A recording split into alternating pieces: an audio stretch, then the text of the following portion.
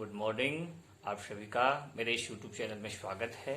मैं Chandrashekhar Rai, assistant professor, Kashi Sahu college Saraikela, department of history, Kolhan university.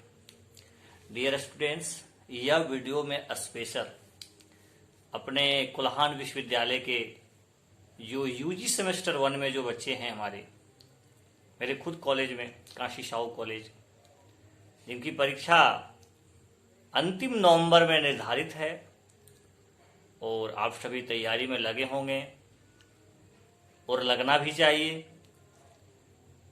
आप सभी के लिए ये वीडियो स्पेशल है। होता है क्या कि खासकर परीक्षा की अंतिम जब समय आ जाता है तो मन विचलित होने लगते हैं, क्या पढ़ें, कैसे पढ़ें, कौन किस टॉपिक पर ज़्यादा ध्यान देना चाहिए, ऑब्जेक्टिव का भी समस्या होता है।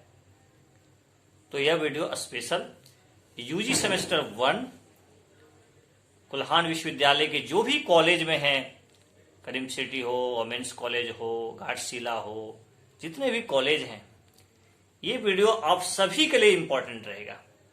आप एक बार जरूर देखिएगा। और मेरे स्टूडेंट्स, खासकर काशी साहू कॉलेज के बच्चे, आपके भी जो दोस्त कोई होंगे जो सेमेस्टर 1 में पढ़ रहे हैं, हिस्ट्री ऑनर्स जिनका है, आप जरूर इस वीडियो को शेयर कीजिएगा। दूसरे कॉलेज में भी बच्चे हो तो उनको भी बताइएगा। डियर स्टूडेंट्स, सबसे पहले मुझे लगता है कि आप सभी को सिलेबस समझना चाहिए।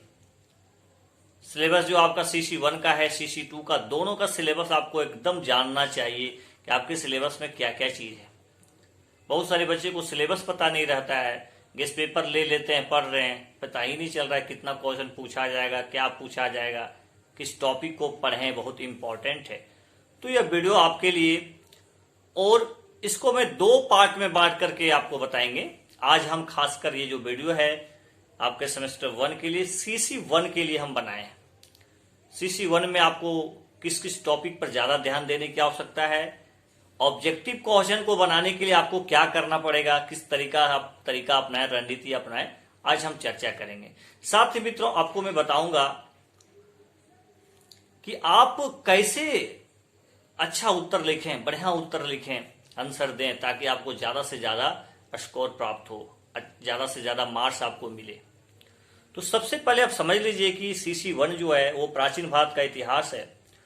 उसमें आपका सिलेबस दिया हुआ है sources of ancient Indian history, प्राचीन भारत के इतिहास का जानने का स्रोत, चाहे वो पुरातात्विक स्रोत हो, चाहे वो साहित्यिक स्रोत हो, ये दोनों का बेहतर ढंग से करने का प्रयास कीजिएगा कि साहित्यिक स्रोत में कौन कौन आएंगे, पुरातात्विक स्रोत में कौन कौन आएंगे।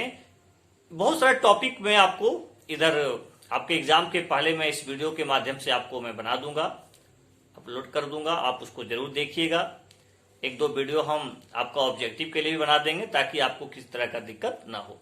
आज कम से कम आपके पास जो भी मटेरियल है, खासकर विश्वविद्यालय कॉलेज के लिए जो किताबें हैं जो आप खरीदे होंगे, यानी AK मित्तल की किताब, तो निश्चित रूप से बहुत बढ़िया है। दोनों पेपर को कवर किया, आप पढ़ सकते हैं। लेकिन आगे चल करके यदि आपको कंपटीशन का परीक्षा देना है तो थोड़ा बेहतर किताब पढ़िए, ठीक है। स्टैंडर्ड किताब का सारे NCERT अच्छे से पढ़िए, जो मैं आपको ग्रुप में नोट्स के माध्यम से, आपको PDF के माध्यम से मैं भेज ही दिया हूं, उसको आप देख लीजिए। तो देखिए, सबसे पहले स्रोत, इतिहास जानने का स्रोत जो है प्राचीन भारत का, वो पुरातात्विक और साहित्य दोनों आप कर लीजिए। यहां आपका एक प्रश्न बनने की प्रबल संभावना है। नेक्स्ट जो आपका सिलेबस है वो है पाषाण युग, पूरा पाषाण युग, मध्य पाषाण युग, नव पाषाण युग। पूरा पाषाण को भी बांटा गया है ना, निम्न पूरा पाषाण, मध्य पूरा पाषाण, उच्च पूरा पाषाण। तो उसको थोड़ा सा ऑब्जेक्टिव के दृष्टिकोण से देख लीजिए, ठीक है। ऑब्जेक्टिव के दृष्टिकोण से आपको देखने की आवश्यकता है, ठीक है। और प्राग ऐतिहासिक, ये सब आप किस में आता है, प्राग ऐतिहासिक काल किसको बोलते हैं, यानी वैसे इतिहास, ठीक है, वैसे काल जो भी इतिहास लिखा गया, जो भी इतिहास जो लिखा गया है वो पुरातात्विक स्रोतों के आधार पर लिखा गया है, उसको बोलते हैं प्राग ऐतिहासिक। यानी ऐसा इतिहास जिसको लिखने के लिए आर्कियोलॉजिकल सोर्सेज का सहारा लिया गया है, तो उसको आप बेहतर ढंग से आप दे सकते हैं। जैसे कोल्डी हवा, भूसी मिला है चावल का, ठीक है। तो इस तरह से कुछ कुछ चीजें हैं, राखी घड़ी, ठीक है। तो कुछ कुछ इंपॉर्टेंट चीज है, कृषि कार्य कहां शुरू हुआ, तो ये आपको थोड़ा सा ऑब्जेक्टिव के दृष्टिकोण से आपको देख लेना है। पशुपालन का साक्ष्य कहां मिलता है, बागोर जानना चाहिए, राजस्थान में है। तो कुछ कुछ चीजें हैं जो आपको ऑब्जेक्टिव में काम करेगा। तो आगे हम लोग बढ़ते हैं। इंडस वैली सिविलाइजेशन, सिंधु घाटी सभ्यता, बहुत इंपॉर्टेंट टॉपिक है। एक प्रश्न आपको यहां से यूजी सेमेस्टर 1 में लॉन्ग क्वेश्चन में भी बनेगा, शॉर्ट में भी बनने की प्रबल संभावना है। जैसे सिंधु घाटी सभ्यता की सामाजिक, आर्थिक, राजनीतिक, धार्मिक, ये सब आप लोग तैयार करके रखे होंगे, इसको आप बेहतर से पढ़ लीजिएगा। साथ ही साथ सिंधु घाटी सभ्यता की नगर योजना, टाउन प्लानिंग जिसको बोलते हैं, सड़कें कैसी थी, साफ सफाई क्या था, नाले नालियों की सुविधा क्या था, है ना, ये सब जो आप पढ़े हैं उसको बेहतर ढंग से उसमें लिखने का प्रयास कीजिए। डियर स्टूडेंट्स, अभी से ही एक अपना लेखन शैली को डेवलप कीजिए। लेखन शैली का मतलब क्या, ठीक है अभी आप सिविल सर्विसेज का परिचय नहीं दे रहे, लेकिन आप जो भी उत्तर लिखे ना उसमें डायग्राम लिखिए, इंट्रोडक्शन दीजिए, पॉइंट बनाइए, फ्लो चार्ट दीजिए, डायग्राम दीजिए, मैप दिखाइए।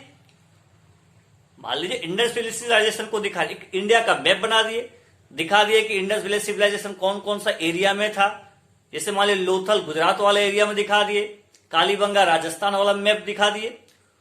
कहने का मतलब है मित्रों कि एग्जामिनर को आपको आकर्षित करना है। उससे जनरली होता है क्या है कि बच्चे केवल गेस्ट पेपर पढ़ लेते हैं, बस उसी तरह छाप करके आ जाते हैं, उनको लगता है मैं कॉपी पूरा भर दिया हूं, लेकिन नहीं, ऐसे लिखने से आपको अच्छे मार्क्स नहीं मिलेंगे। थोड़ा सा मेहनत कीजिए, थोड़ा सा एक्स्ट्रा कीजिए, क्योंकि दूसरे से आपको थोड़ा सा अच्छा लिखना है, तभी आपको ज्यादा मार्क्स मिलेंगे। तो प्रयास हमेशा कीजिएगा, एक कंक्लूजन आपको अंतिम में लिखना है, इंट्रोडक्शन, हर एक प्रश्न में आपको यह प्रयास करना है कि मेरा जो मैपिंग होगा वो होना चाहिए। मेरा जो होता है ना कि अपना ड्राफ्टिंग आपको पता कर लेना है, ड्राफ्ट कर देना है उसका, किसी क्वेश्चन का ड्राफ्टिंग कीजिए, किसका हमको इंट्रोडक्शन में क्या लिखना है, इंपॉर्टेंट पॉइंट कैसे हम चार्ट के माध्यम से दिखाएंगे, कंक्लूजन कैसे दिखाएंगे। इस तरह से यदि आप किसी भी प्रश्न का लिखते हैं आपको बेहतर मार्क्स मिलेंगे। और यूजी सेमेस्टर 1 वाले बच्चे को मैं इसलिए इसको बताना चाह रहा हूं कि ये आपका भी शुरुआत एग्जाम है। अभी से कोशिश कीजिए कि ज्यादा हमको मार्क्स मिले, फिर धीरे धीरे चलते चलते आपको अच्छे मार्क्स हो जाएंगे अंतिम सेमेस्टर तक। अभी से प्रयास कीजिए, थोड़ा सा ध्यान दीजिए, जो भी आप जानते हो उसको सजाने का प्रयास कीजिए ना। जैसे कोई लिखते हैं साफ साफ लिखिए, ज्यादा आपको ओवर राइटिंग करने की आवश्यकता नहीं है, तो आप इसको कर लीजिएगा। उसके बाद आगे वैदिक सभ्यता, वैदिक सिविलाइजेशन, उसमें ऋग्वैदिक और उत्तर वैदिक। ऋग्वैदिक काल का भी आप देख लीजिए, जो है सामाजिक, आर्थिक, राजनीतिक देख लीजिए। उत्तर वैदिक का भी देख लीजिए क्या क्या परिवर्तन हो रहा है, इकोनॉमी में क्या क्या परिवर्तन हो गया, सभा है, समिति है। वैदिक साहित्य को देखिए, ऋग्वेद, सामवेद, यजुर्वेद, अथर्ववेद, किन किन वेदों में क्या वर्णन है सब लिखा हुआ है, ठीक है। किनका ब्राह्मण ग्रंथ कौन सा है, क्योंकि इसमें ऑब्जेक्टिव में आपको काम देगा, बोल देगा कि भैया कौन सा वेद गद्य और पद दोनों में है, तो यजुर्वेद। किसमें जो है सो संगीत कला के श्याम वेद, जादू टोना का अथर्ववेद। तो मैं इसके लिए वीडियो आपको बना दूंगा, आपको चिंता करने की आवश्यकता नहीं है। आप बस आपके पास जो भी मटेरियल अभी तत्काल, क्योंकि अब समय बहुत कम है, अब ज्यादा से ज्यादा आपको रिवीजन करने की आवश्यकता, अभ्यास कीजिए मित्रों। आप आगे चल जाइएगा, 16 महाजनपद आपका सिलेबस में, उसको थोड़ा सा देखिएगा। 16 महाजनपद है, तो 16 महाजनपद को कंठस्थ कर लीजिए। कंठस्थ करने का मतलब होता है एकदम उसको चाट जाइए। आप बोल रहे हैं कि क्यों ऐसा हम बोल रहे हैं, क्योंकि 16 महाजनपद ऐसा है कि कभी न कभी आपको कॉम्पिटिशन में काम दे देगा इस महाजनपद का राजधानी कहां था। तो जब तक आप नहीं जानिएगा आप उत्तर नहीं दे सकते हैं। और 16 महाजनपद यदि आप लिखिएगा एग्जाम में, सपोज आ जाता है, तो उसको मैप में दिखा दीजिएगा, मगध कहां है ना, कौशल किधर है, अंग किधर है, तो इस तरह से दिखा दीजिएगा।